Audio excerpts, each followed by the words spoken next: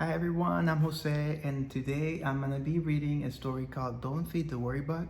It's a beautiful story with a lovely message that I'm sure you will enjoy. Don't Feed the WorryBug by Andi Green.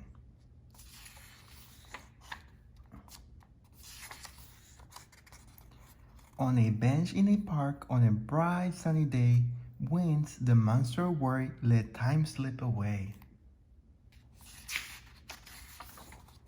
He looked at the clock. It was 2:15 when Win started to think about all he must do. He had homework and laundry. He needed clean pants. He must bake some cookies for the worrywood dance. And his worries kept growing till he heard a soft buzz that made goosebumps appear, for he knew what it was.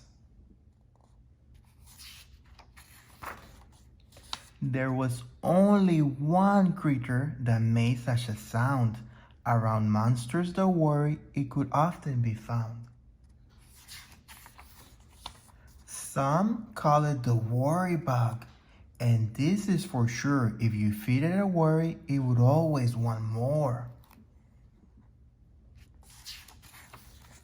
Bzz, bzz, Winds heard as its noisy wings flapped. It flew up and down as he shoo and he clapped. It flittered and fluttered around Winston's ear. In the blink of an eye, more worries appeared. Did he feed his fish Ted? Did his dog get a bone? Did he send all his wool mail? Did he bring his bike home? Should he go to the movies? Will he get a good grade? Will the weather be nice for the Woodtown parade?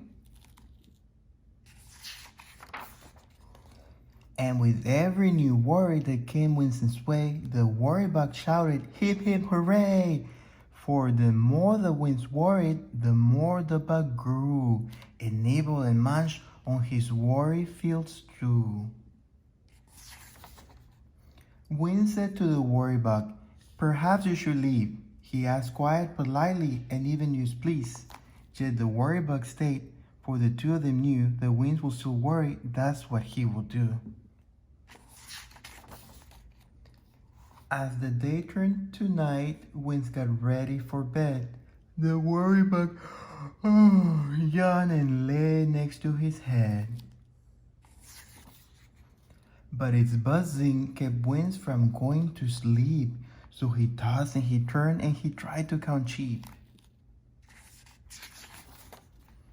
While thoughts of what if, could be, maybe and might made Winds worry more, he was worried all night. When the morning arrived, Winds looked up and gasped. The worrybug had grown. It had happened so fast. It used to be tiny and annoyance quite small. Now it covered his kitchen, the ceiling and wall. The bug's belly gargled full of worries it was. No longer could Wind sweep it under the rug. Its buzzing went on and Wind started to fret about all the things that hadn't happened just yet. No cookies were baked, the laundry had piled, Winds hadn't done homework in such a long while. Enough! Winds exclaimed. There must be a way to get rid of a worry bug. It can no longer stay. So Winds went to the library to read and take notes about catapults, cranes, wagons, and goats. He plotted and mapped out a worrybug graph, then calling the experts, the worrybug staff.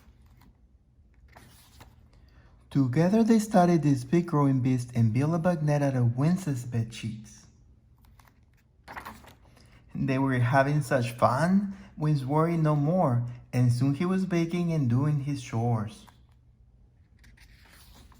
But just when Winds thought his worry was complete, the worrybug buzzed, "I need something to eat." Winds looked at the bug. It was once again small. For a while Winds had been busy. He hadn't worried at all. "You've ignored me all day," the tiny bug said, "and you haven't worried, so I haven't fed."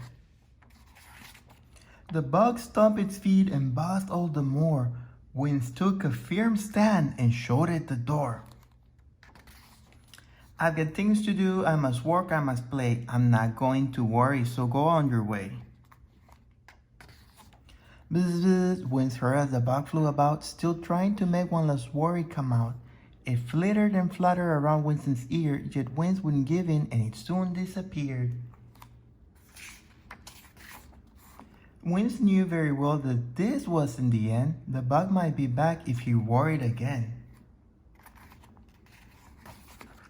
But Wins will be ready should he hear the buzz buzz to say no to the worry bug simply because.